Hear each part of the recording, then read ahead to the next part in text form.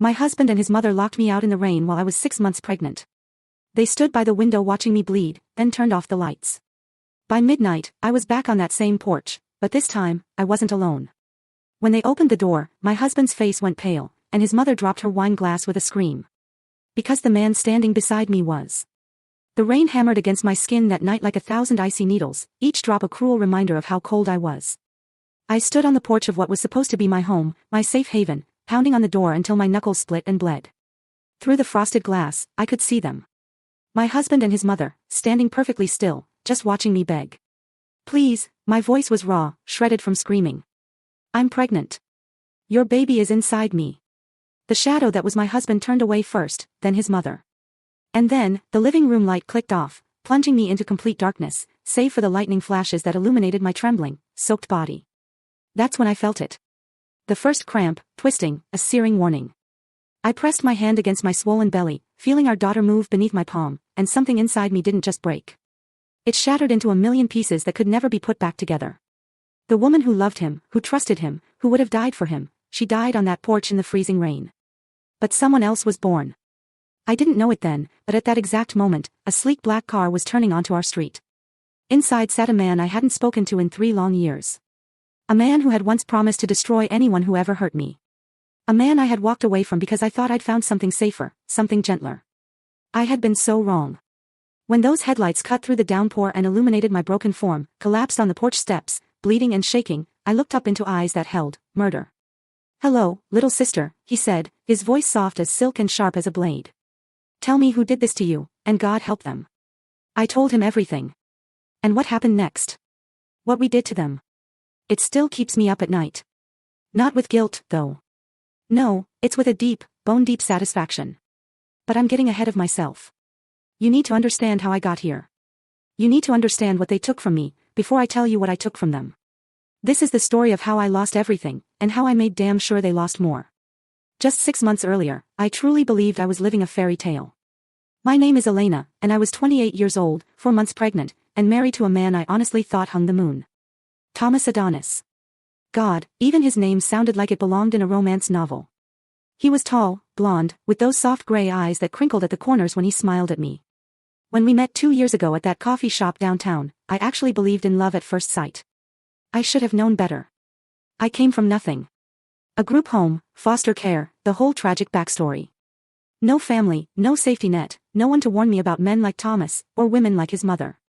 I had only one person in the world who had ever truly been family to me. Alexei Volov. We weren't related by blood, but we grew up in the same group home from the time I was 7 and he was 12. Alexei was the boy who taught me how to fight, how to survive, how to never let them see you cry. When he aged out of the system at 18, he kissed my forehead and made me a promise. I'm going to build an empire, little Elena. And when I do, you'll never want for anything again. I believed him because Alexei never lied. But his empire, when it came, was built on foundations I couldn't accept. Money laundering, underground gambling, things he never spelled out, but I wasn't naive enough to ignore. When he found me at 25 and offered me a place in his world, I said, no. I want something clean. Something normal. A real life. He looked at me with those ice blue eyes that had seen too much too young, and nodded slowly. If that's what you need. But Elena, when the normal world shows you what it really is, when it chews you up and spits you out, you call me. No matter what, no matter when. I promised I would, but I never thought I'd need to. Then I met Thomas, with his normal job as a pharmaceutical sales rep, his normal suburban house, his normal life. He was everything Alexei wasn't. Soft. Safe. Ordinary. When he proposed after 6 months, I said yes without hesitation. I was pregnant within a year, and I thought I had finally found the family I'd always dreamed of. But there was one crack in my perfect picture. Diane. Thomas's mother. She was a widow who had raised him alone after his father died when Thomas was 10. She lived in a cottage on our property, Thomas insisted.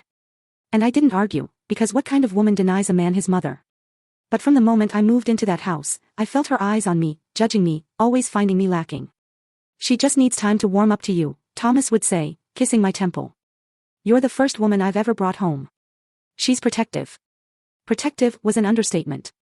Diane criticized everything. The way I cleaned wasn't right. The way I cooked wasn't how Thomas liked it. The way I dressed was too provocative, too casual, too everything. When I got pregnant, it only got worse. You need to be more careful with my grandson, she'd say, eyeing my belly like it was her personal property. No coffee. No stress. You shouldn't be working in your condition. It's a girl, I'd say quietly. Ultrasounds are wrong all the time. I know it's a boy. A mother knows these things. I worked as a freelance graphic designer from home, which gave me flexibility, but also meant I was always there, always under her microscope.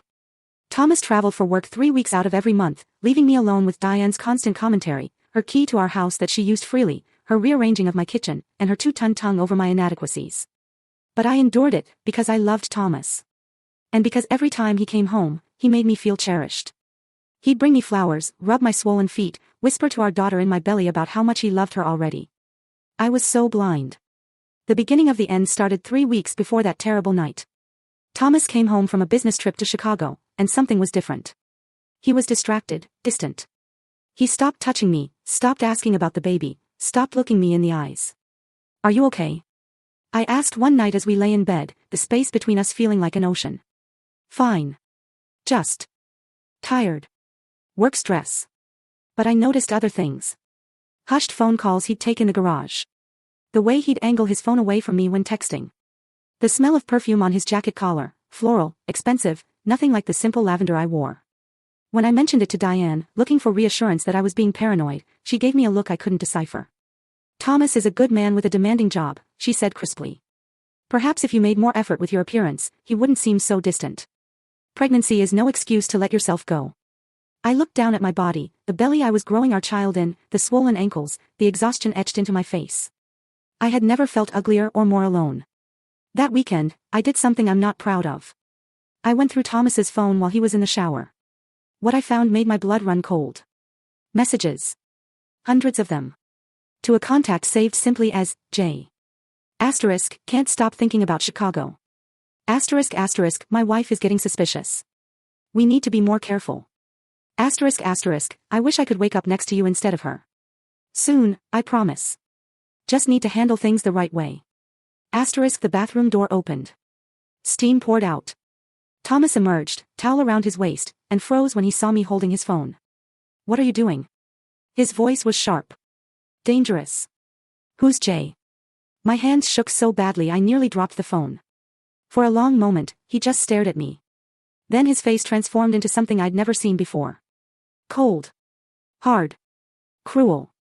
You went through my phone. You're cheating on me. I'm pregnant with your baby and don't be dramatic, Elena. He snatched the phone from my hands. They're just messages. Just messages. You said you wished you could wake up next to her instead of me. Can you blame me? The words came out casual, like he was commenting on the weather. Look at yourself. You've gained 40 pounds. You cry all the time. You're exhausted by 8 p.m. Dating you was fun, but this. He gestured at my pregnant body with disgust. This isn't what I signed up for. I felt like he'd physically struck me. I'm carrying your child. Are you? He tilted his head, and I saw cruelty dance in those gray eyes I'd once loved. How can I be sure? You came from nothing, Elena. No family, no background. How do I know you weren't sleeping around, looking for a meal ticket? The accusation was so outrageous, so baseless, I actually laughed. A broken, hysterical sound. I've never been with anyone but you. You know that. You were my first. So you say. But women lie. Thomas, please. I reached for him, but he stepped back like my touch would contaminate him. What's happening? This isn't you. Is it the pregnancy hormones? Are you scared? We can talk about this. We can, I don't want to talk. I want you to stay out of my private business. He grabbed his keys and walked out, leaving me standing in our bedroom, shaking and crying, my hands wrapped protectively around my belly. I should have called Alexei then. But I was still hoping. Hoping this was temporary insanity, that my Thomas would come back, that our family could survive this. I was such a fool. The next 2 weeks were psychological warfare, though I didn't recognize it at the time. Thomas started coming home later and later. He stopped sleeping in our bed, claiming the guest room was quieter. He stopped asking about my doctor's appointments, stopped caring when I told him our daughter was healthy and growing. But worse was Diane. She ramped up her criticism to pure cruelty. She told me I was too stupid to be a mother, that I would ruin her grandson with my poverty-stricken genetics, that Thomas deserved better than trash from the system. At least when he's with Jessica, he's with someone of quality, she said one afternoon while I was trying to eat lunch, my hands shaking with rage and heartbreak. Jessica. You know about her? Diane smiled, slow and venomous. Of course. I introduced them. She's the daughter of Thomas's boss. Educated. Sophisticated. From a good family. Everything you're not. The pieces clicked together. This wasn't just an affair. This was a plan. You're trying to break us up, I whispered. I'm trying to save my son from a mistake. You were a fun distraction, but now you're an anchor. That baby. She looked at my belly with something like disgust. Thomas doesn't even want it. He wanted you to get rid of it, but you refused. You trapped him. That's not true. He said he wanted a family. He said what he needed to say to keep you happy. Men do that. She leaned in close, her breath sour. Here's what's going to happen, Elena. You're going to leave. You're going to disappear back into whatever gutter you crawled out of. You're going to have that baby alone, and you're not going to ask Thomas for a single penny. We're married. He has legal obligations, which his lawyer will fight at every turn. He signed a prenup, remember? And it has a very interesting infidelity clause. Her smile widened. If you're found to have cheated, you get nothing. Not the house, not alimony, nothing. I haven't cheated. Can you prove that? Because I have a very nice young man who's willing to testify that you two had an affair. He has photos, timestamps, hotel receipts. All fabricated, of course, but very convincing. Thomas's lawyer is very thorough. I stared at her, this woman I had tried so hard to please, and saw pure evil looking back at me. Why? My voice broke. What did I ever do to you? You existed. You wormed your way into my son's life with your sob story and your big eyes and your pathetic desperation for family. You're not good enough for him. You never were. She left me sitting at my kitchen table, my lunch untouched, my whole world crumbling. That night, I tried one more time to reach Thomas. I waited up for him, wearing the dress he used to say was his favorite, my hair done, my face carefully made up to hide the exhaustion and tears. He came home at midnight, reeking of perfume and wine. We need to talk, I said. He didn't even look at me. I'm tired. Thomas, please. Your mother said things today. Terrible things. About me leaving. About fabricating an affair, maybe you should leave. He finally met my eyes, and they were empty of anything resembling love. This isn't working, Elena. You're miserable. I'm miserable. Let's just end this before it gets messy, eh? I'm pregnant. Yeah, you keep saying that like it's supposed to change something. He headed for the stairs. I'll have my lawyer draw up separation papers. You can keep the car. That's more than generous considering the prenup. I'm not leaving my home. I'm not leaving you.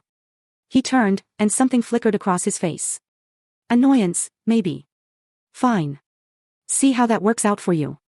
Something about his tone sent ice through my veins. But I was too tired, too heartbroken, too pregnant to process it. I went to bed alone and cried until I made myself sick. I didn't know it then, but the trap was already set. I just hadn't sprung it yet. It happened on a Tuesday. I remember because Tuesday was trash day, and I had dragged the bins to the curb that morning despite the protests from my back and the way my belly made everything harder. It was October, and the weather had turned cold and wet, the kind of bone-deep damp that made my whole body ache. Thomas had been home for 2 days, which was unusual. He'd been working from the guest room, barely speaking to me, treating me like an inconvenient roommate rather than his wife. Diane had been over every day, the two of them having hushed conversations that would stop the moment I entered a room. I should have known something was coming. I could feel it in the air, thick and heavy like the storm clouds gathering outside. Around 6 p.m., I was making dinner. Chicken soup, something simple that wouldn't upset my pregnancy-sensitive stomach. Thomas came into the kitchen, and I felt a flutter of hope when he actually looked at me. We need to talk, he said. Those 4 words. I'd said them to him so many times in the past weeks, begging for communication, for connection, for some explanation of how we'd gotten here. Now he was saying them to me, and I knew. I knew I wasn't going to like what came next. Okay. I turned off the stove, wiped my hands on my apron, and followed him to the living room. Diane was already there, sitting in the armchair like a queen on a throne. Why is your mother here? I asked. She deserves to hear this, too. Thomas sat on the couch, but didn't invite me to join him. I remained standing, my hand instinctively going to my belly. Our daughter was kicking, as if she could sense my anxiety. Hear what? I want a divorce. The words hung in the air. I'd known they were coming. Had felt them building for weeks. But hearing them out loud still felt like a punch to the gut. No. My voice was small, childlike. No, we can work through this. Marriage counseling, or, I don't want to work through it. I don't love you anymore, Elena. I'm not sure I ever really did. He said it so casually, like he was discussing what to have for dinner. You were convenient. You seemed like you'd be easy. Easy? I repeated numbly. Low maintenance, grateful. You came from nothing, so I thought you'd appreciate what I gave you. But you turned out to be just as demanding as any other woman. More so, with all your emotional needs and your constant need for reassurance. Diane made a sound of agreement, and I felt hatred. Pure, undiluted hatred for the first time in my life. I'm pregnant with your baby, I said, my voice hardening. You don't get to just walk away. Surely I do. And I'm taking the house. Per the prenup, since you're the one refusing to leave, and since there's evidence of your infidelity, there is no evidence because I never cheated. Tell that to the judge. He pulled out his phone, tapped a few times, then turned it toward me. Photos. Photos of me with a man I'd never seen before, having coffee, walking in the park. One of me entering a hotel, him following minutes later. They were photoshopped, badly if you looked closely, but convincing enough at first glance. That's not real, I whispered. Those are fake. You know they're fake. Can you prove it? Because Adam, that's his name, by the way, he's willing to testify to your affair. He'll say it's been going on for months. That the baby might even be his. The room spun.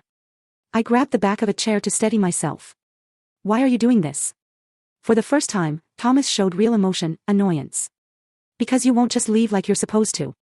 You were supposed to be so broken up about my cheating that you'd run away with your tail between your legs. But instead, you stayed. Crying and begging and making this difficult. I stayed because I love you. Because we're married. Well, I don't love you. I love Jessica. I'm going to marry her as soon as our divorce is final. She's pregnant, too, actually. Due around the same time as you. But her baby? That's a baby I actually want. The cruelty of it took my breath away. This wasn't the man I married. This was a stranger wearing his face. You need to pack your things and be gone by morning, Diane said, standing up. We've been more than patient with you. This is my house, too. Actually, it's Thomas's house. Only his name is on the deed. You have no legal right to be here. Her smile was triumphant. You have nothing, Elena. No house, no husband, no family to run to. You're completely alone, just like you've always been. Just like you deserve to be. Something snapped inside me. I lunged for her, my hands reaching for her throat, ready to wipe that smile off her face permanently. But Thomas grabbed me, his fingers digging painfully into my arms, and threw me backward. I stumbled, my pregnant belly throwing off my balance, and fell hard against the coffee table. Pain exploded through my side, sharp and terrifying. Don't touch my mother. Thomas snarled, standing over me like I was trash. I struggled to my feet, clutching my side, checking frantically for bleeding or fluid or any sign that I'd hurt the baby. My daughter kicked, strong and angry, and I nearly sobbed with relief. I'm not leaving, I said through clenched teeth. Call your lawyers. Show your fake photos. Do whatever you want. I'm not leaving. Thomas and Diane exchanged a look. Then he shrugged. They say, but I'm done being polite about this. He grabbed my arm again, dragging me toward the front door. I fought him, screaming, clawing at his hands, but he was so much stronger than me. He opened the door, and the cold October rain blew in, soaking us both instantly. Thomas, please. He threw me out onto the porch. I landed hard on my hands and knees, my palms scraping against the rough concrete. Before I could get up, I heard the deadbolt click. I scrambled to my feet and pounded on the door. Let me in. Let me in. Through the frosted glass, I could see them both standing there, watching me. Please. I screamed, my voice raw. I don't have my phone. I don't have my keys. I don't have anything. The rain came down harder, soaking through my thin sweater and leggings in seconds. It was 40 degrees, maybe less, with the wind chill. I was shivering violently, my teeth chattering so hard I bit my tongue and tasted blood. Thomas, please. Think of the baby. Your daughter. He turned away. Diane lingered a moment longer, and even through the distorted glass, I could see her smile. Then the living room light went off, plunging me into darkness. I don't know how long I stood there, pounding on that door. Minutes, hours. Time became meaningless, measured only in the increasing cold seeping into my bones and the growing desperation in my chest. The neighborhood was quiet. Our house sat on 2 acres, far enough from the neighbors that no one could hear me screaming. The rain was coming down in sheets now, and lightning cracked across the sky, followed by thunder that made my whole body flinch. I was soaked to the skin, shaking so hard I could barely stand. My hands were bleeding from pounding on the door. My knees scraped from falling. But worse than the physical pain was the emotional devastation. This was the man I loved, the man I'd married, the man whose baby I was carrying, and he'd thrown me out into a storm like I was garbage. I staggered down the porch steps, thinking maybe I could break a window, get back inside somehow. But the first 4 windows were all locked, and I didn't have the strength to break them. I tried the garage, but the keypad had been changed. I tried the back door, but it was locked, too. They planned this. Every exit, every entrance. Every possible way back inside, they'd sealed them all. I ended up back on the front porch, huddled against the door, trying to preserve what little body heat I had left. My daughter was moving frantically inside me, disturbed by my elevated heart rate and dropping body temperature. I wrapped my arms around my belly, crying and apologizing to her. "I'm sorry, baby girl. I'm so sorry. Mommy's going to figure this out. We're going to be okay." But I didn't know how. I had no phone, no wallet, no keys, no coat. The nearest neighbor was half a mile away, and I wasn't sure I could walk that far in my condition. And even if I could, what would I tell them? My husband locked me out. They'd probably just tell me to work it out with him. Couples dispute, not their business. That's when I felt it. The cramp. It started low in my abdomen, a tightening sensation that made me gasp. At first, I thought it was just from the cold or from the stress. But then it happened again, stronger this time, and I felt something warm trickle down my inner thigh. "No," I whispered. "No, no, no, please, no." I pressed my hand between my legs and brought it back up into the faint light from a distant streetlight. Blood. Not a lot, but enough. Enough to send pure terror through my system. "Thomas." I pounded on the door again, harder, my bloody hand leaving prints on the white painted wood. "Thomas. Something's wrong. The baby. Please." Nothing. No response. The house stayed dark and silent. I was going to lose her. I was going to lose my daughter on this porch, in the rain, alone, while my husband and his mother sat inside and listened to me beg. The cramp came again, sharper this time, and I doubled over, crying out in pain. This couldn't be happening. I was only 6 months along. She was too small, too early. If I went into labor now, she wouldn't survive. "Please." I sobbed, not sure who I was talking to anymore. God, the universe, anyone who might be listening. Please don't take my baby. She's all I have. Another cramp, and more blood. I could feel it now, warm against the cold rain soaking into my leggings. I needed a hospital. I needed help. I needed Alexei. His words from 3 years ago came back to me, when the normal world shows you what it really is. When it chews you up and spits you out, you call me. No matter what. No matter when. But I didn't have a phone. I couldn't call anyone. I was going to die here. Or my baby was. Or both of us. I collapsed on the porch steps, the rain hammering down on me like punishment. The cold was making me drowsy, which some distant part of my brain recognized as dangerous. Hypothermia. I was going into hypothermia. I closed my eyes, wrapped my arms around my belly, and prayed for a miracle I didn't believe would come. And then I saw headlights. At first, I thought I was hallucinating. The headlights cut through the rain like angels' wings, too bright to be real.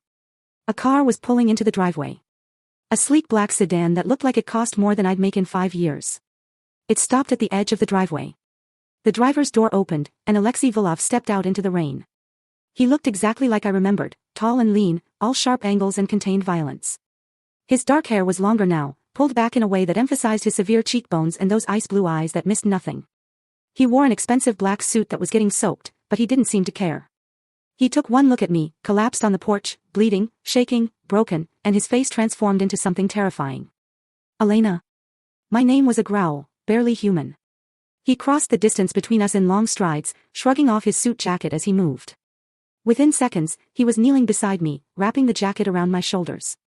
It was still warm from his body heat, and I sobbed at the sensation of warmth after so long in the cold. "Who did this to you?" His hands were gentle as they touched my face, my arms, checking for injuries, but his voice promised murder. "How?" I could barely form words through my chattering teeth. "How are you here?" "I have alerts set up." "Your name. Your address." "One of my people saw an ambulance get dispatched here 2 hours ago, then cancelled. I came to check." His eyes dropped to my belly, to the blood on my legs, and his jaw clenched so hard I heard his teeth grind. "You're pregnant. 6 months. There's blood. Cramping. The baby. We're getting you to a hospital now. He started to lift me, but I grabbed his arm. Alexei, wait. Thomas. His mother. They did this. They locked me out. They want me to lose the baby. For a moment, he went perfectly still. Then he looked at the house. At the dark windows. At the locked door with my bloody handprints all over it. They're inside. His voice was soft. Yes. But the baby. The baby first, then I deal with them. He lifted me into his arms like I weighed nothing, cradling me against his chest. The cold had made me so weak, I couldn't even protest. I've got you, little sister. No one's going to hurt you again. He carried me to his car and placed me gently in the back seat. Within seconds, he had the heat blasting and was wrapping me in a blanket he pulled from the trunk. Then he got in the driver's seat, and we were moving fast, racing through the rain toward the hospital. I drifted in and out of consciousness during the drive, but I remember fragments. Alexei on the phone, speaking rapid Russian to someone. His eyes meeting mine in the rearview mirror, seeing something in them that was both comforting and terrifying. His hand reaching back to squeeze mine when another cramp hit and I cried out. Stay with me, Elena. Just a little longer. We made it to the emergency room in 15 minutes, a drive that should have taken 30. Alexei carried me in, and suddenly there were doctors and nurses everywhere. Hands touching me, voices asking questions, a wheelchair appearing beneath me. Are you the father? A nurse asked Alexei. No. His hand was on my shoulder, warm and grounding. But I'm her family. I'm all she has. Sir, you'll need to wait I'm not leaving her. Something in his voice made the nurse take a step back. You can stay, she said, until we get her stabilized. They rushed me to an exam room, cutting off my wet clothes, attaching monitors, checking my vitals. Another cramp hit, and I screamed, certain I was losing her.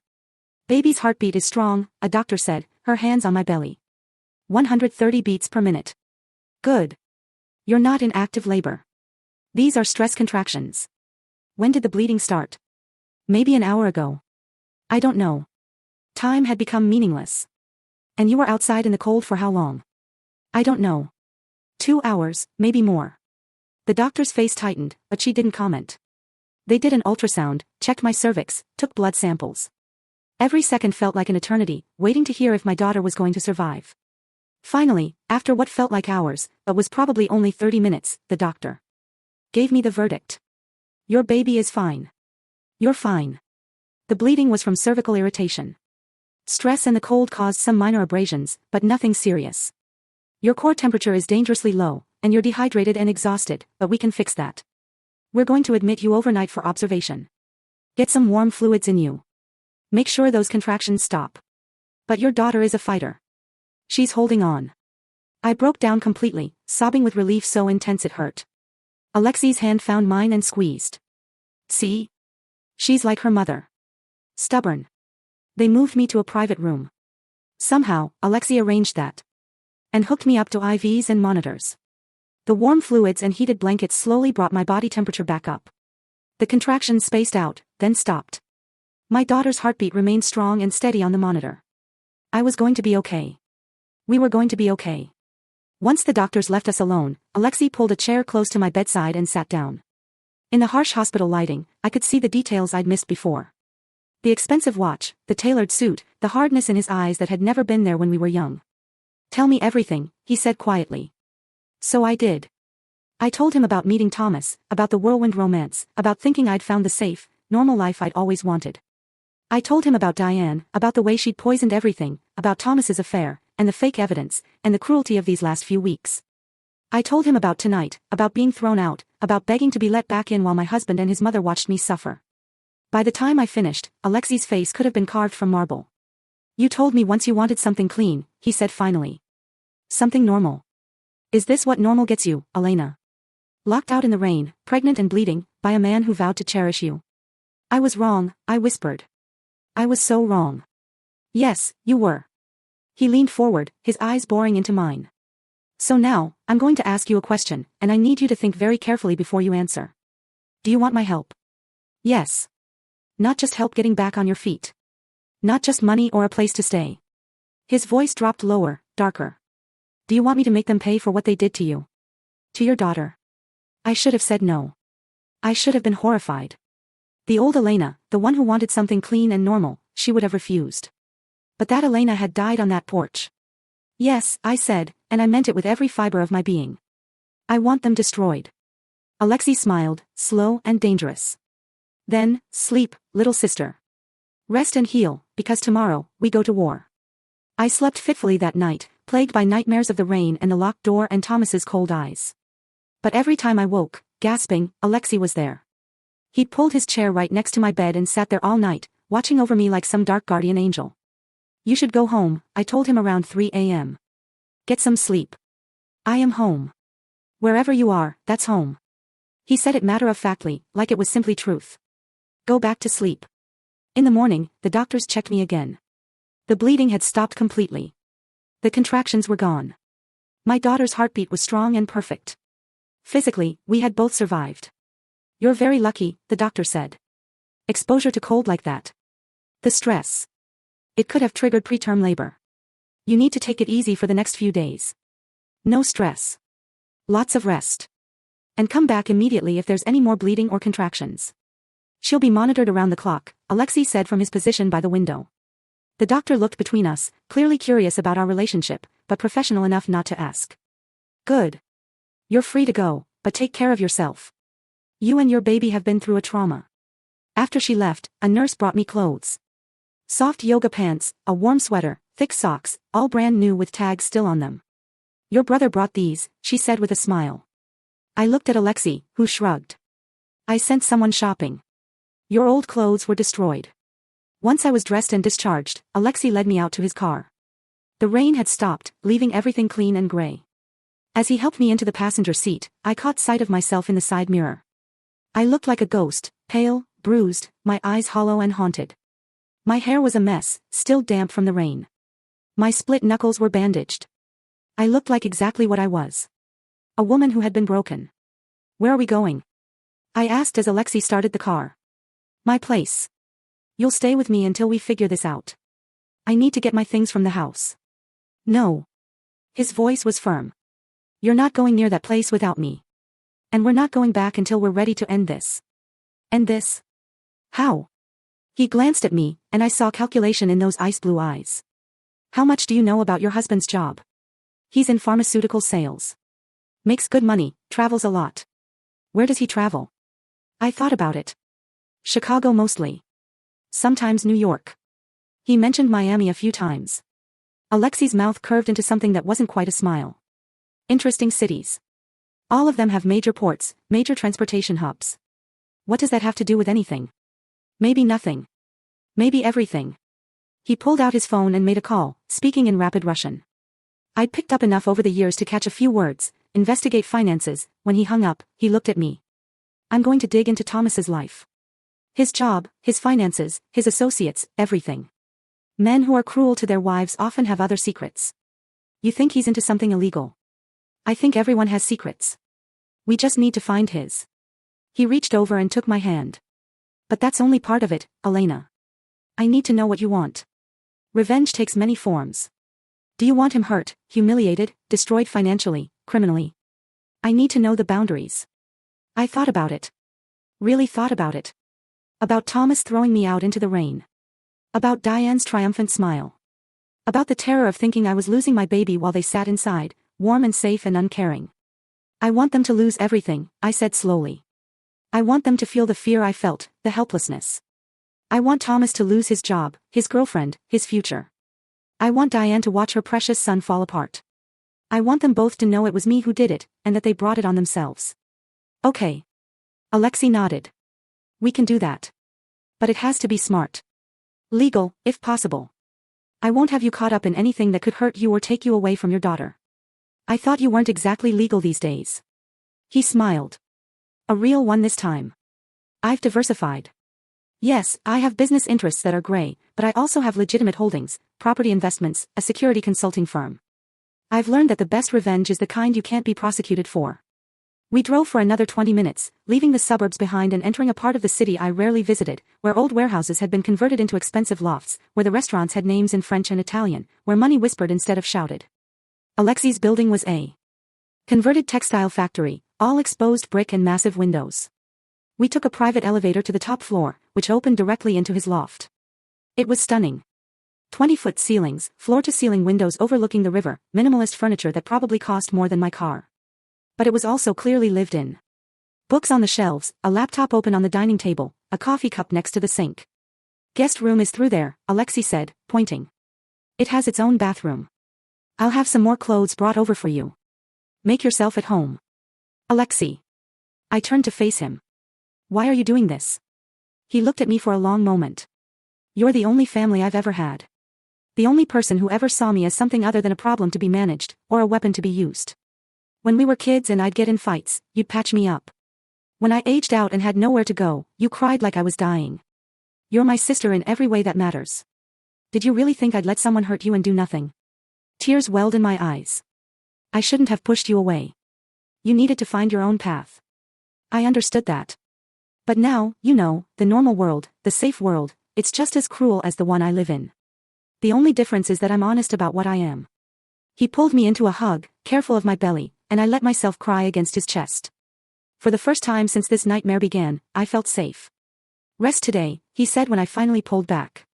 Tomorrow we start planning. And Elena, I promise you this. Before we're done, Thomas Adonis and his bastard of a mother will wish they'd never met you. 3 days later, I sat at Alexei's dining table, surrounded by papers, photographs, and a laptop, staring at evidence of my husband's double life. Alexei had been thorough. He'd called in favors from people I didn't ask about, used resources I pretended not to notice. The picture that emerged was damning. Thomas Adonis wasn't just a pharmaceutical sales rep, he was a drug trafficker. The pharmaceutical job was real, but it was a front. He used his legitimate business trips to transport illegal prescription medications, opioids mostly, from manufacturers to distributors. The sales he made were real, but they were nothing compared to what he made on the side. Chicago, New York, Miami. All major distribution hubs for the black market pharmaceutical trade. He's been doing this for at least 5 years, Alexei said, pointing to financial records. See these deposits? They're irregular, varied amounts, different sources. Classic money laundering pattern. He's moving at least $50,000 a month in illegal product. How did I not know? I felt sick. How did I not see this? Because you trusted him, and because he was good at hiding it. Alexei pulled up another file. But it gets better. Guess who else is involved? He turned the laptop toward me. Photos of Diane meeting with men I didn't recognize, handing over packages, receiving envelopes. His mother. His partner. She's the one with the connections. Her late husband, Thomas's father, he wasn't an accountant like she claimed.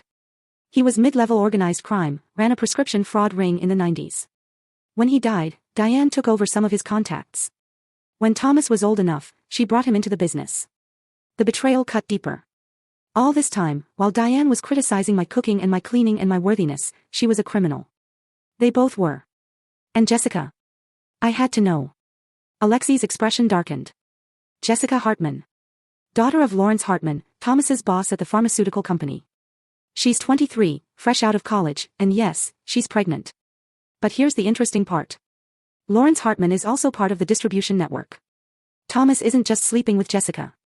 He's cementing a business alliance. I sat back, my mind reeling. My entire marriage had been a lie. Every moment, every touch, every whispered, I love you. All of it built on deception. There's more, Alexei said quietly. The prenup you signed, I had a lawyer look at it. The infidelity clause only goes one way. If you cheat, you get nothing. But there's no penalty for Thomas. And the fabricated evidence of your affair?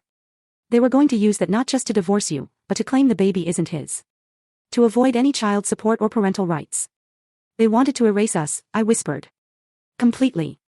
Yes. You were convenient until you got inconvenient. The pregnancy wasn't part of their plan. I looked down at my belly, at the swell where my daughter was growing, where she was moving and hiccuping and getting ready to be born in a few months. They had wanted to erase her. To pretend she didn't exist. The rage that filled me was unlike anything I'd ever felt. What do we do? I asked. Alexei smiled. We have several options. Option 1, I take this evidence to the DA. Thomas, Diane, and Lawrence Hartman all go to prison. You divorce Thomas while he's in custody, get full custody of your daughter, and they spend the next 20 years in federal prison. That's good, but it's not enough. I thought you'd say that. Option 2, we destroy them piece by piece. Financial ruin, public humiliation, and then prison. We take everything from them first. Reputation, money, freedom. We make them suffer, and then we make sure they can never hurt anyone again. How long would that take? A few weeks. Maybe a month. We'd need to be strategic. Patient. He looked at me carefully. And you'd need to play a part. Can you do that? Can you face him again? I thought about the porch. The rain. The blood. I thought about my daughter fighting to survive inside me while her father listened to me beg. Yes, I said. Tell me what to do. The plan was elegant in its cruelty. First, I had to go back. I had to face Thomas and Diane, act broken and defeated, and convince them they'd won. It would give us time to maneuver, to set up the dominoes that would destroy them. You don't have to do this, Alexei said the night before we executed Phase 1. Say the word, and we go straight to the authorities. No. I want them to feel safe first. I want them to think they broke me. I touched my belly where my daughter was doing somersaults. And then I want to watch them fall. So on a Friday evening, exactly 1 week after the night they'd locked me out, Alexei drove me back to the house. It looked the same. Perfect lawn, perfect garden, perfect suburban facade. You'd never know that something monstrous lived inside. I'll be right here, Alexei said. He'd parked down the street, out of sight, but close enough to reach me in seconds. He pressed a small device into my palm, a panic button disguised as a bracelet. One press and I'm coming in. Don't be brave. Don't take chances. I won't. I kissed his cheek. 2 hours, then come get me. I walked up the driveway, my heart pounding. I dressed carefully, old maternity clothes, no makeup, my hair limp and unstyled. I looked defeated, because I needed them to think I was. I rang the doorbell. For a long moment, nothing. Then the door opened and Thomas stood there, looking annoyed. Elena. What do you want? Up close, I could see the details I'd missed when I loved him. The weakness in his jaw, the calculation in his eyes, the cruel set of his mouth. How had I ever thought he was handsome? I need to get my things, I said, keeping my voice small and broken. Please, just my clothes and my laptop. That's all. You have some nerve showing up here. I know. I'm sorry. I don't have anything. I've been staying at a shelter, and they said I need to have my own clothes for job interviews. A shelter? Thomas laughed. God, that's pathetic. I bit back the rage and forced tears into my eyes. It wasn't hard. Please, Thomas. I won't take long. Just let me grab my stuff, and I'll go. You'll never have to see me again. He studied me for a moment, then stepped aside. Fine. 15 minutes, then you're gone. I stepped into the house. My house, that I'd made a home, that I dreamed of raising my daughter in, and felt nothing but hatred for it. Diane emerged from the kitchen, and her eyebrows rose when she saw me. You're back. Just getting her things, Thomas said dismissively. She's leaving. Good. Diane looked me up and down, taking in my disheveled appearance with satisfaction. You look terrible. Thank you for noticing. I headed for the stairs, but Diane's voice stopped me. How's the baby? I turned slowly. Fine. Why do you care? I don't particularly. Just curious if she survived your dramatic tantrum in the rain. My hand tightened on the railing. She survived. She's strong. Pity. Diane's smile was vicious. It would have been simpler if nature had taken care of Thomas's problem for him. I wanted to fly at her, to claw that smile off her face. But instead, I just turned and climbed the stairs, counting my breaths, reminding myself of the plan. In the bedroom I'd shared with Thomas, where I'd thought we'd made love, but where he'd apparently just been using me, I pulled out a suitcase and started packing. Clothes, toiletries, my laptop, important documents. But I also did what I'd really come to do. I planted bugs.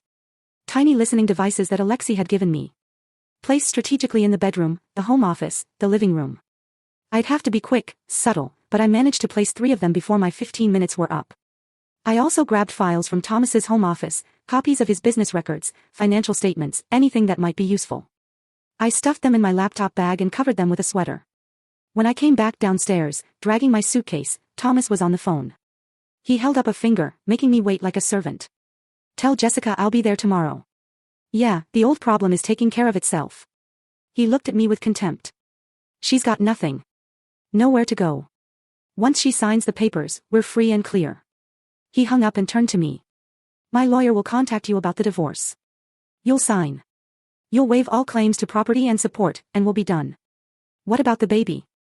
What about her? She's your problem. I'll be signing away parental rights. The DNA test will show she's not mine anyway. The fabricated test. Part of their plan to erase my daughter from existence. Okay, I said quietly. He blinked, surprised. Okay. That's it. What else can I say? You're right. I have nothing. I have no way to fight you. I let my voice break. I just want this to be over.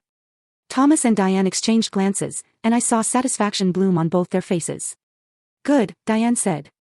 It's about time you accepted reality. Can I ask you something? I looked at Thomas, channeling every ounce of heartbreak and betrayal I felt. Did you ever love me? Even a little. For a moment, something almost like discomfort crossed his face, but then he shrugged. Does it matter? I suppose not. I picked up my suitcase. Goodbye, Thomas. Wait. He pulled an envelope from his pocket. Divorce papers. Sign them. Get them notarized. Send them back within a week. If you don't, my lawyers will make this very ugly for you. I took the envelope with shaking hands. I will. Good. He opened the door. Don't come back here, Elena. You're trespassing. If you do, I'll call the cops. I walked out, down the porch steps where I'd bled and begged, down the driveway where Alexei had found me. I didn't look back. Alexei's car pulled up within seconds. I climbed in, and as soon as the door closed, I started laughing. Wild, slightly hysterical laughter that made Alexei look at me with concern. Are you okay? I got everything. I gasped between laughs. Bugs planted. Files copied. And they think I'm defeated. They think they won. The laughter died only with his words. Did they hurt you? Alexei, I said, the amusement gone. Diane said she wished my baby had died. She said it would have been simpler. His hands tightened on the steering wheel. Then we show no mercy. None. Agreed. Burn them down. Over the next 3 weeks, Alexei and I listened to hours of recordings from the bugs I'd planted. We heard Thomas on the phone with his distributors. We heard Diane coordinating shipments.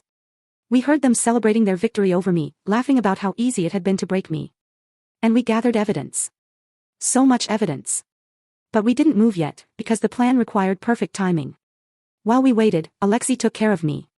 He made sure I ate, rested, went to my prenatal appointments. He converted his guest room into a nursery, filling it with things I hadn't dared to buy yet, a crib, a changing table, tiny clothes and blankets and toys. You're nesting, I told him one afternoon, watching him assemble a rocking chair with intense focus. Someone has to. You're too busy plotting revenge. He looked up and smiled. Besides, I'm going to be Uncle Alexei. I need to prepare. You'll spoil her. Absolutely. It's my job. The normalcy of these moments, the quiet domesticity of preparing for my daughter while simultaneously planning to destroy her father, should have felt bizarre. But it felt right. This was family. Not the fairy tale I tried to force with Thomas, but something real and solid and earned. My daughter seemed to agree. She was active and healthy, growing right on schedule. Sometimes I'd sit in the nursery Alexei had created and talk to her, telling her about the world she'd be born into, about the uncle who already loved her, about how we'd be okay without her father. But at night, I'd go back to the recordings and the files, and I'd feed my rage. Finally, after 3 weeks of preparation, everything was ready. Tomorrow, Alexei said, we start the endgame. Phase 1 was financial. Alexei had contacts everywhere, including in banking. Using the evidence we'd gathered, proof of Thomas's money laundering, the unexplained deposits, the shell corporations, we triggered a fraud investigation. By Monday morning, all of Thomas's bank accounts were frozen pending review. We listened to him find out via the bug in his home office. What do you mean, frozen? His voice was panicked. I have a mortgage payment due. You can't just freeze my accounts without warning. We heard him calling lawyers, calling his bank, calling Lawrence Hartman. Everyone gave him the same answer. Federal investigation. Nothing they could do. Could take weeks to resolve. Phase 2 was professional. Anonymous tips went to Thomas's employer, the legitimate pharmaceutical company, about irregularities in his sales reports, about trips that didn't match his itinerary, about inventory that went missing. Nothing directly illegal yet, just enough to trigger an internal investigation. By Wednesday, Thomas was put on administrative leave pending review. We heard him tell Diane, his voice shaking with rage and fear. They're auditing everything. Every trip, every sale, every expense report. If they find the shipments, they won't, Diane said. But she sounded uncertain. We've been careful. Have we? Because someone is targeting me. The bank thing, now this. That's not coincidence. You think. Elena. Thomas laughed bitterly. Elena. She's probably sleeping in a gutter somewhere. She couldn't manage this if she tried. Oh, the satisfaction of hearing that. Of knowing he had no idea what was coming. Phase 3 was personal. Alexei had people watch Thomas, follow him, document everything. We had photos now, Thomas and Jessica together, kissing, his hand on her pregnant belly, going into hotels in the middle of the day. These photos found their way to Jessica's mother. Mrs. Hartman, it turned out, had no idea her daughter was dating a married man. She definitely didn't know Jessica was pregnant by him, and she absolutely didn't know that her husband, Lawrence, was involved in illegal activities with Thomas. The explosion was spectacular. We didn't hear it directly. No bugs in their house. But we heard the aftermath when Lawrence came to Thomas's house, furious. My wife is filing for divorce. She's taking everything and she's threatening to go to the police about, he lowered his voice, but our bugs picked it up anyway. About the business. He knows, Thomas. Somehow she knows. How? How could she know? Jessica told her. She was crying, upset about you being married, and it all came out. The pregnancy, the promises you made, all of it. And my wife started asking questions, looking into things, and now everything is falling apart. What about Jessica? What about her? She's 23 and pregnant by a married man who's under federal investigation. Her life is ruined. My marriage is ruined. And if we don't figure out how to contain this, we will, Thomas said. But he sounded desperate. We need to be smart about this. Smart? You call this smart? Your accounts are frozen. You're on leave from work. My wife knows everything. She doesn't know everything. She knows about the affair. She doesn't know about the shipments, the real business. Yet. She doesn't know yet. They argued for another hour, their panic growing, both of them trying to figure out who was targeting them and how to stop it. Not once did they suspect me. Phase 4 was legal. Using the evidence we'd gathered, Alexei's lawyers filed for divorce on my behalf. But not a quiet, simple divorce. A fault divorce, citing abandonment, cruelty, and infidelity. We included the medical records from the night I was hospitalized, with detailed notes about exposure and stress-induced contractions. We included photos of the locked door with my bloody handprints. We included testimony from neighbors who heard me screaming. And we demanded full custody, child support, alimony, and half of all marital assets. The papers were served to Thomas on Friday, exactly 4 weeks after he'd thrown me out in the rain. We heard him open the envelope, heard the long silences as he read, then heard the explosion. That bastard. She's suing me for abandonment, for cruelty. She's asking for half of everything. Let her ask, Diane said coldly. With the prenup and the evidence of her affair, she won't get a penny. Mom, my accounts are frozen. I can't pay for lawyers. I can't pay for anything. Then use the reserve funds. What reserve funds? Everything is tied up in, he stopped. Unless, the offshore accounts. The ones for the business. If I touch those, the investigation might, do you have a choice? Silence. Then, I'll call the lawyer. Perfect. The more money he spent fighting me, the less he'd have when everything came crashing down. And crash it would. Phase 5 was the kill shot. Everything we'd done so far had been setting the stage, tightening the noose. Now it was time to drop the hammer. Alexei had compiled everything. Every recording, every financial document, every piece of evidence of Thomas and Diane's drug trafficking operation. The money laundering, the illegal shipments, the falsified sales reports, the connections to organized crime. All of it carefully documented and verified. We had 2 options for who received this package, the DA or the FBI. Alexei suggested we give it to both. Redundancy, he said with a cold smile. In case one agency moves slower than the other. But I wanted one more thing first. One final twist of the knife. I want to face them, I told Alexei before the arrests. I want them to know it was me. He studied me carefully. That's dangerous and unnecessary. The satisfaction of watching them destroyed should be enough. Should be. But it's not. I placed my hand on my belly where my daughter, now 7 months along, was stretching and pushing against my ribs. They tried to erase her.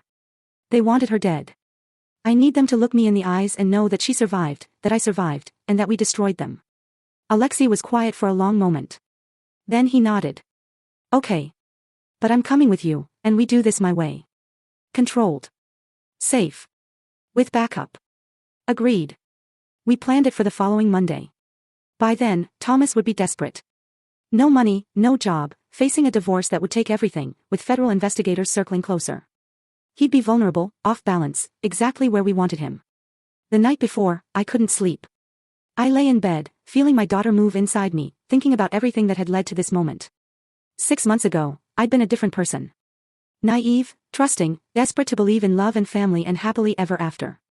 That woman was gone. In her place was someone harder, sharper, forged in rain and blood and betrayal. I should have felt guilty about what we were going to do. But I didn't. I felt righteous. Monday morning dawned cold and clear. I dressed carefully. Maternity clothes that actually fit properly, makeup, my hair styled. I wanted to look strong, healthy, thriving. I wanted them to see that they hadn't broken me. Alexei drove us to the house. This time he didn't park down the street. He pulled right into the driveway. His expensive car, a statement of power and wealth. "You're sure about this?" he asked one more time. Completely. We had 2 of Alexei's security people with us. Large, silent men who positioned themselves strategically as we approached the front door. This wasn't a social call. This was a reckoning. I rang the doorbell. Thomas answered, and the shock on his face was delicious. He looked terrible, unshaven, rumpled, with dark circles under his eyes, and the pallor of someone under extreme stress. "Elena. What are you?" His eyes moved past me to Alexei, and something like fear flickered across his face. "Who's this?" "My family," I said simply. "We need to talk. I have nothing to say to you. My lawyer will be very busy soon." "Yes, this won't take long." I pushed past him into the house, my house, that he'd stolen from me, and walked into the living room like I owned it. But as soon as I would, Diane emerged from the kitchen, and her face went pale when she saw me. "How dare you come here?" "Thomas, call the police."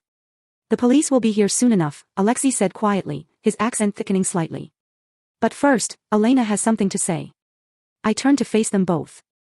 Thomas and Diane, the 2 people who had tried to destroy me. They stood together, united in their cruelty, and I felt nothing but contempt. "I wanted you to know," I said, my voice steady and clear, "that it was me. All of it. The frozen accounts, the federal investigation, the internal audit, Jessica's mother finding out. All of it was me." Thomas stared at me like I'd grown a second head. "That's impossible. You're nobody. You have nothing." "I have him." I gestured to Alexei. "My brother. Not by blood, but by choice. The family I should have trusted all along instead of wasting 2 years on you." "Brother?" Diane's voice was sharp. "You said you had no family." I lied. Or rather, I was ashamed of where I came from, so I hid it. "Alexei Volov. Perhaps you've heard the name." I saw recognition dawn in Thomas's eyes, followed by pure terror. Even people on the periphery of criminal activity knew that name. Alexei had built an empire, and while he diversified into legitimate business, everyone knew where he'd started. "That's right," Alexei said softly. "And you hurt my sister. You threw her out in the rain while she was pregnant. You tried to destroy her, to erase her child from existence." He took a step forward, and both Thomas and Diane instinctively stepped back. "Did you really think there would be no consequences? This is insane," Thomas said, but his voice shook. "You can't just, this is harassment." This is justice," I interrupted. "You wanted to play games with fake evidence and fabricated affairs. I played with real evidence. Every illegal shipment you've made in the past 5 years, every dollar you've laundered, every law you've broken. I have recordings, financial records, photographs, testimony. Everything." The color drained from his face. "You're bluffing." "Am I?" "Tell me, Thomas, what were you doing on March 15th in Chicago? What was in the packages you delivered to the warehouse on South Main? Who did you meet at the Riverfront Hotel in Miami last month?" His mouth opened and closed soundlessly. I turned to Diane. "And you? Did you really think I wouldn't find out about your late husband's criminal connections? About how you took over his operation? About how you brought Thomas into it, turned your own son into a drug trafficker? You can't prove any of that," she said. But her voice was weak. "I can. I have. And in about," I checked my watch. 15 minutes, federal agents will arrive with warrants for both your arrests. They have everything I have, plus a few bonuses, wire transfer records, communications with your distributors, testimony from people in your network who were very eager to make deals when the FBI came calling." "No." Thomas shook his head violently. "No, this isn't happening. You're lying. I'm the woman you locked out in the rain," I said, my voice dropping to something cold and hard. "I'm the woman who begged you to let her inside while your baby was bleeding out of her. I'm the woman you told was worthless, who came from nothing, who would never amount to anything. Look at me now, Thomas. Look at what nothing accomplished. He looked at me, really looked, and I saw the moment he understood. This wasn't a bluff. This wasn't a game. This was the end of everything he'd built, everything he'd taken for granted. Elena, please. His voice cracked, and he actually dropped to his knees. Please, we can work this out. I made mistakes. I know I did, but what? You'll change. You'll be better. You love me after all. I laughed, bitter and sharp. Save it. I don't want your apologies. I don't want your excuses. I want you to feel what I felt that night. Helpless. Terrified. Completely alone. What about Jessica? Diane tried, grasping at straws. She's pregnant with Thomas's child, too. You destroy that baby's future just for revenge. Jessica is 23 years old and complicit in an affair with a married man. She made her choices. But her baby, I softened slightly.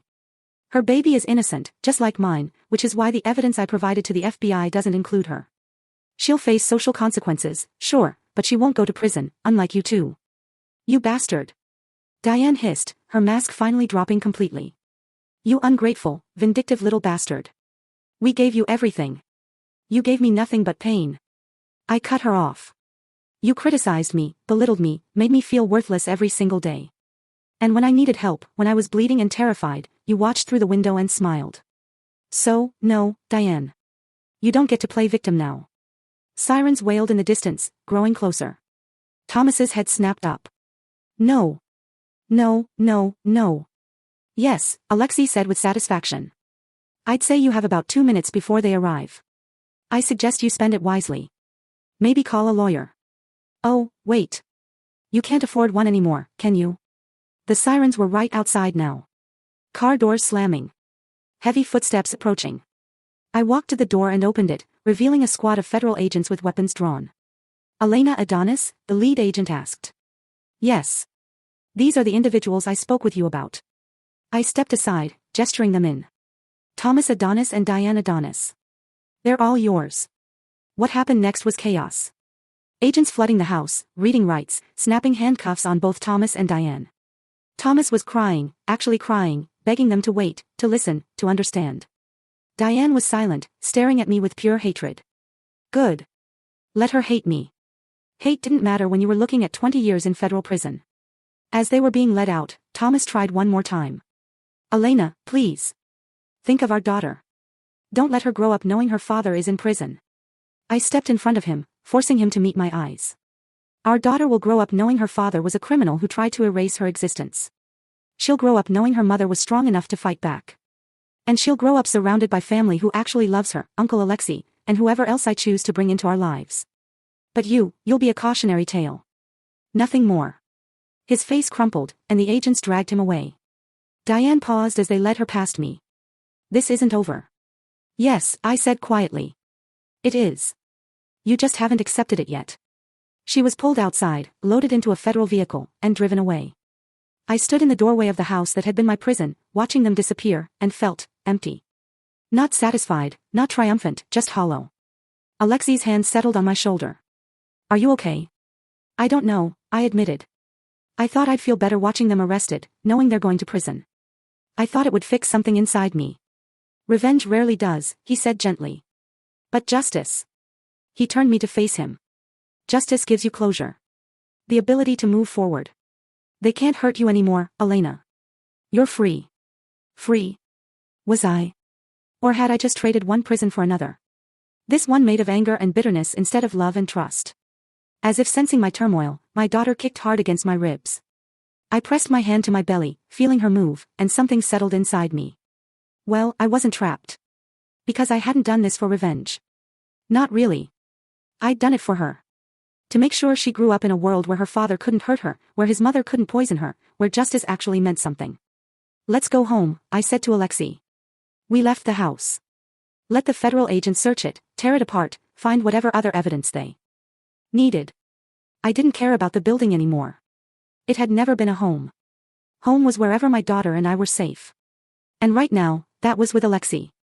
The next few weeks were a whirlwind of legal proceedings, media attention, and unexpected complications. The arrests made the news, local pharmaceutical sales rep and his mother caught running multi-million-dollar prescription drug trafficking operation. The media ate it up, especially when details emerged about Thomas's affair, his pregnant girlfriend, and his abandoned pregnant wife. I became a tabloid story, pregnant woman's revenge, how she took down her drug dealer husband. Some outlets painted me as a hero. Others suggested I was vindictive, that I should have just divorced quietly and moved on.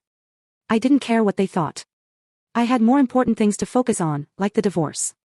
With Thomas in federal custody, unable to afford lawyers and facing overwhelming evidence of his crimes, the proceedings moved quickly. The prenup was invalidated. Turns out infidelity clauses don't hold up when the accuser fabricated evidence and committed multiple felonies. I was awarded full custody of our daughter, the house, which I immediately put up for sale. I never wanted to see it again, and half of whatever legitimate assets remained after the federal seizure. It wasn't much. Most of Thomas's wealth had been illegal and was confiscated. But it was enough, combined with Alexi's support, to start over. Lawrence Hartman was also arrested, his pharmaceutical company imploding under the scandal. Jessica's mother filed for divorce and took their daughter to live with family in another state. I felt a twinge of sympathy for Jessica. She'd been stupid and selfish, but she was also young and had been manipulated by older, more experienced criminals. I had Alexi's lawyer send her a message. I had no interest in pursuing her legally. Her baby deserved a chance at life. Even if her father was going to prison. She never responded. But I hoped she got out, started over, did better. As for Diane, she maintained her hatred of me right up until the trial. She refused plea deals, convinced she could beat the charges. She was wrong. The evidence was overwhelming, and the jury deliberated for less than 4 hours before finding her guilty on all counts. 25 years. She'd be in her 80s before she saw freedom again. Thomas took a plea deal, 15 years, in exchange for testifying against his mother and providing information about the distribution network. His lawyer tried to arrange for visitation rights with our daughter, but I fought it and won.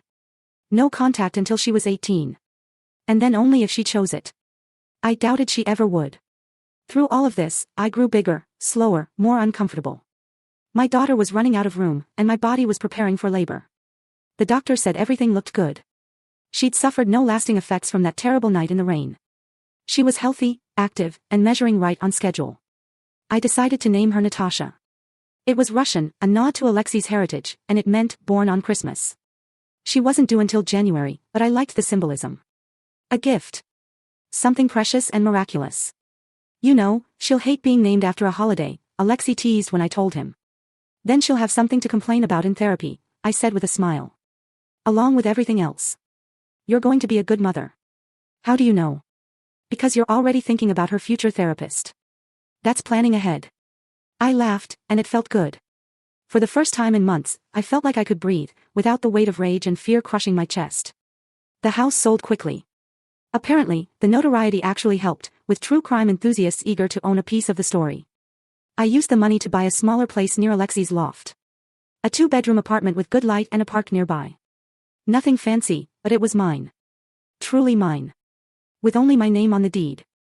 Alexei helped me move in, set up the nursery, prepare for Natasha's arrival. He was more excited than I was.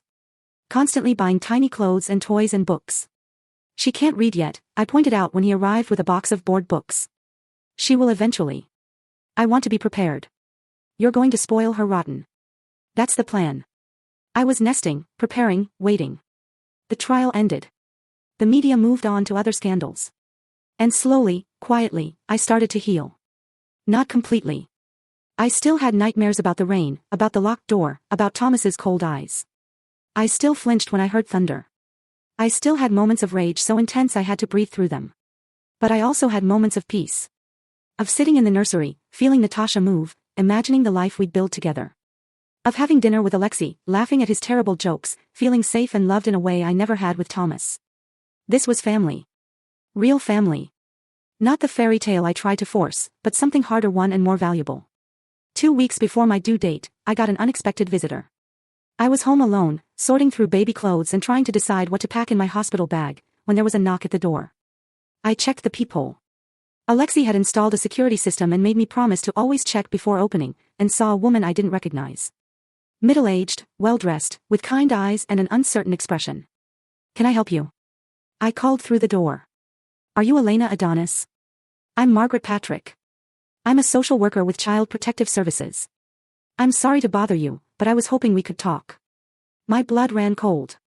CPS. Had Thomas somehow, but no, he was in prison. He couldn't. I opened the door, keeping the chain on. What's this about? May I come in? I promise this isn't an investigation or anything troubling. I just have some information I thought you should know. Every instinct screamed danger, but her eyes were genuinely kind, and I had Alexi on speed dial if anything went wrong. I let her in, gestured to the couch, and sat across from her in the armchair, my hand protectively on my belly. What's this about? I repeated. Margaret pulled out a folder. I'm actually not here in an official capacity. I'm here because I knew your mother. The world tilted. What? Your biological mother, Anna Rostova. She was one of my cases years ago, when you were first placed in the system. I couldn't breathe. My mother was a ghost, a blank space in my history. I'd been told she abandoned me at a hospital when I was 3 months old. That she'd never been found. That I'd probably never know who she was. I don't understand, I managed. Anna didn't abandon you, Margaret said gently. She was murdered by your father, a man named Viktor Rostov. He was involved in organized crime. And when Anna tried to leave him, to protect you, he killed her. You were found with her body. You were too young to remember, thank God. Tears streamed down my face.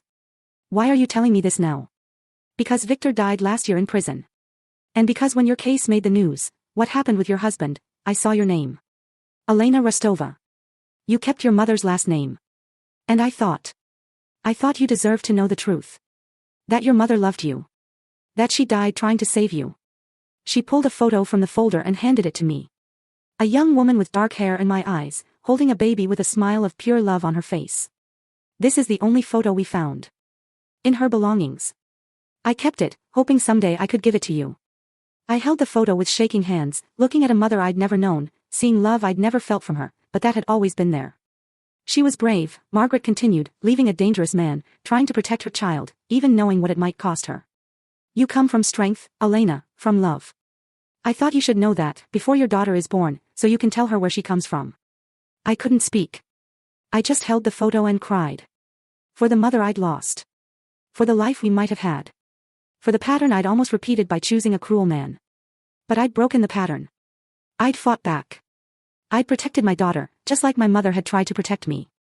After Margaret left, I sat in the nursery, holding the photo, feeling Natasha move inside me, and felt something shift. The hollow anger that had driven me for months finally began to ease, replaced by something softer, but no less powerful. Purpose. I would raise my daughter to be strong, to trust her instincts, to never settle for less than she deserved. I would tell her about her grandmother Anna, who fought for love. And about Uncle Alexei, who proved that family is what you make it. And yes, about her father, so she'd understand that sometimes the people who should love you will hurt you. And that's when you have to love yourself enough to walk away, or, in my case, to burn their world down and rise from the ashes. Natasha was born on January 15th, 3 days past her due date. After 18 hours of labor that nearly killed me, okay, that's dramatic, but it felt like it was killing me, Alexei was there the whole time. Holding my hand, letting me scream at him, providing ice chips and encouragement, and threatening the doctors if they didn't give me more pain medication. You're doing great, he kept saying. I hate you. I gasped between contractions. I know. Keep breathing. When Natasha finally arrived, 7 pounds, 3 ounces, with a full head of dark hair and lungs that could shatter glass, I forgot every moment of pain. They placed her on my chest, this tiny, perfect creature, and I fell in love in a way I'd never experienced before. This was what love was supposed to be. Unconditional. Fierce. Protective. Not the desperate, anxious thing I'd felt for Thomas, always wondering if I was enough. This was certain. Absolute.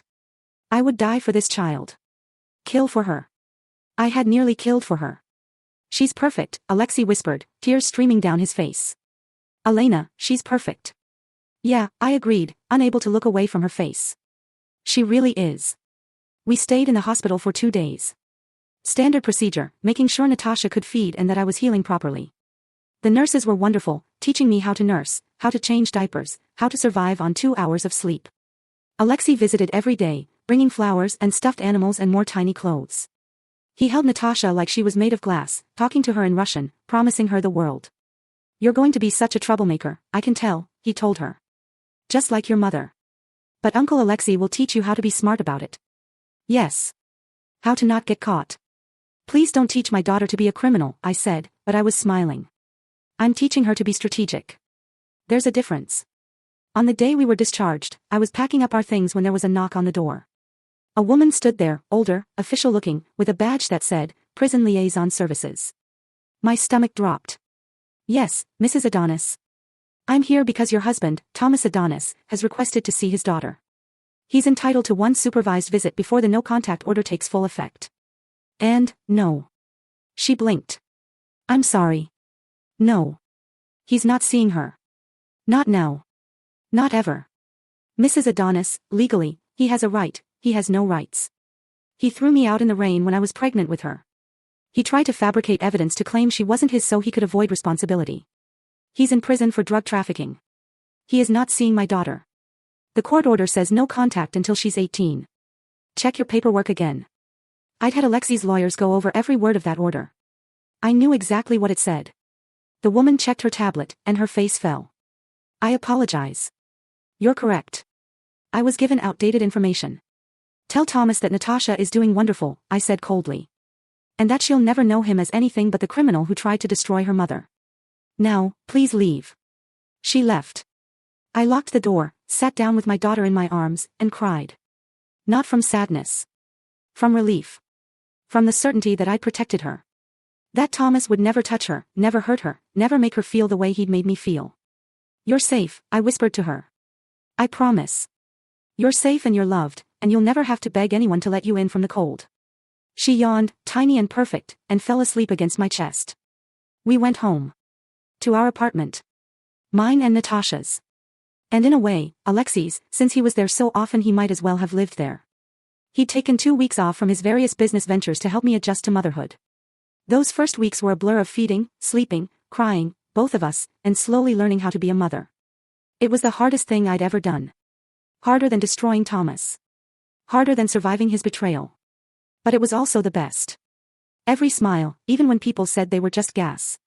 Every tiny hand wrapped around my finger. Every moment of her sleeping peacefully in my arms made everything worth it. Alexei was a natural. He could get her to stop crying when I couldn't. Could change diapers faster than me. Could function on even less sleep. He read to her every night, fairy tales in Russian that I didn't understand, but that seemed to soothe her.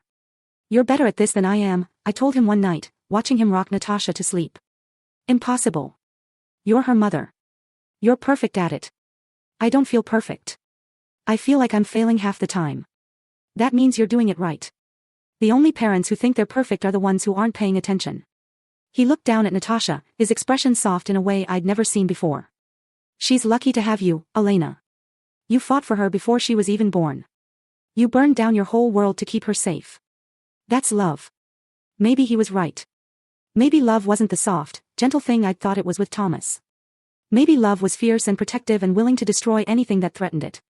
As Natasha grew, 1 month, 2 months, 3, I slowly pieced myself back together. Not into the woman I'd been before Thomas, that woman was gone, but into someone new. Harder, yes, but also stronger, more certain of who I was and what I'd accept. I started therapy, not because I felt guilty about what I'd done to Thomas and Diane. I didn't. But because I needed to process the trauma, to make sure I didn't pass my damage on to Natasha. My therapist was good. She didn't judge me for the revenge. Didn't try to make me feel bad about it. Instead, she helped me see it for what it was. A trauma response. A way of reclaiming power when I'd felt powerless. Do you regret it? She asked during one session. I thought about it carefully. No. I regret trusting Thomas. I regret ignoring my instincts about Diane. I regret not calling Alexei sooner. But destroying them? No. They deserved it. And you feel safe now? Yes. For the first time in my adult life, I feel safe. And I did. Living in my own place with my daughter, with Alexei as our family. I finally felt like I'd found solid ground. I started freelancing again. Graphic design work I could do from home while Natasha napped. It felt good to use my brain for something other than revenge plots and baby schedules. Alexei encouraged me to go back to school, to finish the degree I'd started before I met Thomas. You're smart, Elena. You should use it. Maybe when Natasha's older, I said. But I was considering it. 6 months after Natasha's birth, I got a letter from Thomas. My first instinct was to burn it without reading it, but curiosity got the better of me. Elena, I know you won't want to hear from me. I know I don't have the right to ask anything of you, but I'm asking anyway. I'm sorry. I know that's not enough, that it doesn't undo what I did, but it's true. I was cruel. Selfish. Cowardly. I let my mother poison me against you. I let greed and fear rule my choices. I destroyed the best thing that ever happened to me because I was too stupid to see what I had, ***. I think about that night a lot. The night I locked you out. I hear your voice begging to be let in. I hear you telling me you were bleeding, and I did nothing. I stayed inside with my mother and told myself you were being dramatic. I could have killed you. I could have killed our daughter, and I nearly did. All because I was too much of a coward to face what I'd become, ***. I don't expect forgiveness. I don't deserve it. But I want you to know that I'm glad she's alive. I'm glad you survived. And I'm glad you destroyed me, because I deserved it. Tell Natasha, when she's old enough, that her father was a monster. But tell her that her mother is a warrior who protected her from him. She's lucky to have you, ***. I'm sorry for everything, Thomas. I read it twice. Then I put it in a drawer with all the other documents from that time, the divorce papers, the medical records, the news articles about the arrest. Someday, when Natasha was older, if she wanted to know the whole story, it would be there. But I didn't respond. Thomas didn't deserve my words, my forgiveness, or my acknowledgement. His guilt was his to live with. I had more important things to focus on. Natasha is 3 years old today, and she's currently helping Uncle Alexei frost her birthday cake, which means she's eating more frosting than is actually making it onto the cake. But he's letting her, because he's completely wrapped around her tiny finger. Mama, look. She holds up blue-stained hands proudly. I'm blue. I see that. Maybe we should get some of that frosting on the cake, too. Uncle Alexei says I'm the birthday girl and I make the rules. I shoot Alexei a look. He shrugs, completely unrepentant. She is the birthday girl. You're creating a monster. She's perfect, he says, kissing the top of Natasha's dark head. Just like her mother. We're in my apartment. Our apartment, really, since Alexei finally officially moved in 6 months ago. It made sense.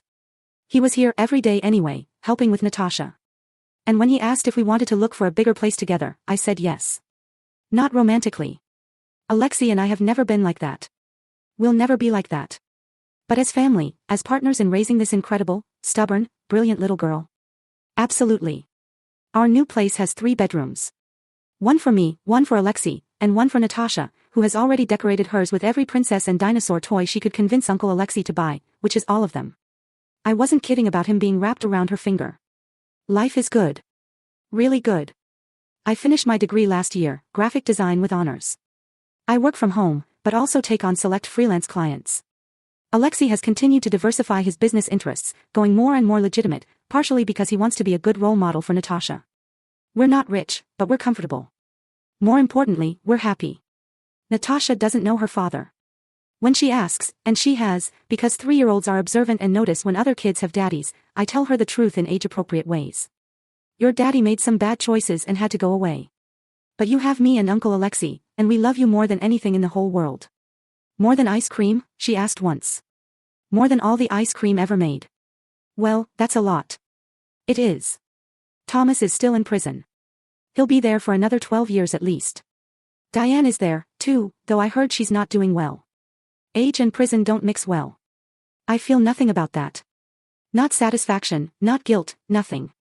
They're simply not part of my life anymore. Jessica, I heard, had a boy. She moved across the country, changed her name, and is trying to start over. I hope she succeeds. Her son deserves a chance, just like Natasha did. Lawrence Hartman also went to prison. His family scattered. The pharmaceutical company went bankrupt. The whole network collapsed. And I'm okay with all of it. Sometimes people ask me, my therapist, friends I've made, other mothers at the park, if I regret how I handled things, if I wish I'd been less brutal, more forgiving. The answer is always no. Thomas and Diane tried to destroy me. They locked me out in the rain while I was pregnant, hoping I'd lose my baby or disappear in shame. They fabricated evidence, manipulated the legal system, and treated me like I was worthless. I showed them I wasn't. I showed them that the woman from nothing, the girl from foster care, the wife they thought was weak, she was strong enough to burn their entire world down. And I'd do it again, without hesitation. Mama. Cake's ready. Natasha announces, her face now entirely blue from frosting. Let me see this masterpiece. The cake is a disaster. Frosting everywhere. Sprinkles in chaotic patterns. 3 candles stuck in at odd angles. It's perfect. We sing happy birthday. Natasha makes a wish and blows out her candles with Alexei's help. We eat too much cake and ice cream. She opens presents, books from me, and an obscene number of toys from Alexei. Later, after the party is over, and Natasha is tucked into bed, exhausted and happy, I sit in the living room with Alexei. Thank you, I tell him. For what? Spoiling your daughter. That's my job. For everything. For finding me that night, for helping me fight back, for being the family I needed. He takes my hand, squeezes it gently. You're my family too, Elena. You always have been. From the group home to now, you've been the one constant good thing in my life. We did okay, didn't we? Despite everything, we did better than okay. We won. And we did. Not because Thomas is in prison or because Diane is suffering or because I got revenge. We won because I'm sitting here, safe and loved, with my daughter sleeping peacefully in the next room. Because I broke the cycle of abuse and chose a different path. Because I taught myself that I deserved better. And then I made sure I got it. The girl who stood on that porch in the rain, bleeding and broken, she didn't just survive. She became someone new. Someone stronger. Someone who would never, ever beg to be let in again. Because now, I build my own doors. I decide who gets to enter. And anyone who tries to lock me out. Well, they've seen what happens. And they're still paying for it. I walk into Natasha's room, peeking to see her sleeping with her favorite stuffed bear, a gift from Alexei, of course. She's peaceful, secure, loved. This is what I fought for. Not revenge, though that was satisfying. Not justice, though that mattered. I fought for this moment. For my daughter to sleep safe, without fear, in a home filled with love. For her to grow up knowing that her mother was strong enough to protect her from anything, even from her own father. I think about the woman I was 3 years ago. Desperate for approval. Willing to accept cruelty because I was so afraid of being alone. Convinced that any family was better than no family. I was wrong. The right family is everything. And sometimes you have to burn down the wrong one to make room for it. I kiss Natasha's forehead, whisper, I love you, and close her door softly. Tomorrow I'll wake up and make breakfast. I'll take Natasha to the park. I'll work on my design projects. I'll have dinner with Alexei and discuss his latest business venture. I'll live my life, the one I fought for, bled for, destroyed for. And I'll do it without apology. Without regret. Without shame. Because I'm Elena Rostova, survivor, mother, warrior. And I'm finally free.